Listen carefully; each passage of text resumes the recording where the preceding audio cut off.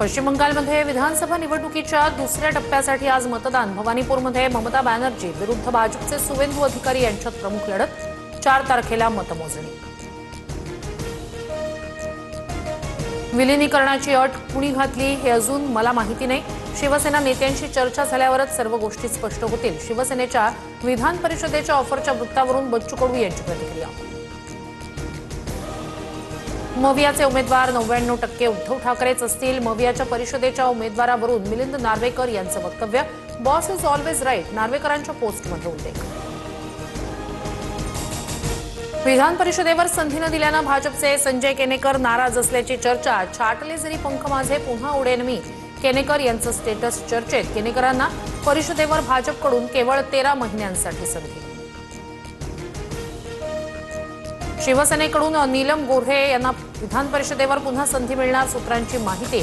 पक्षातच त्यांच्या नावाला विरोध करणारा एक वर्ग सक्रिय, मात्र वरिष्ठ नेतृत्वाकडून गोऱ्हे यांच्या नावावर सकारात्मक विचार। लाडक्या बहिणींसाठी राज्य सरकारचा पुढाकार। महिला आरक्षण विधेयकासाठी राज्य सरकार एकदिवसीय विशेष अधिवेशन घेण्याच्या तयारीत। मे महिन्यात अधिवेशन होणार, सूत्रांची माहिती।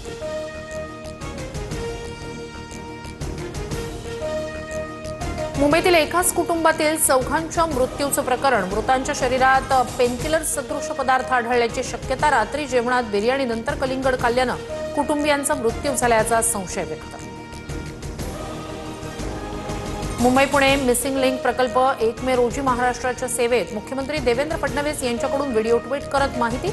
मुंबई पुण्याच्या प्रवासाचा वेळ 25 ते 30 मिनिटांनी वाचणार।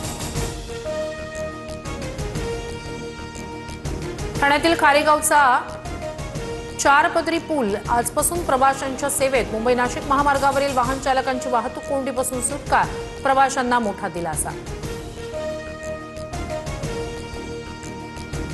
नाशिकमधील वृक्षतोडीवर हरित लवादाकडून 19 जूनपर्यंत स्थगिती कायम। स्थगिती उठवण्याची मनपाची मागणी फेटाळली।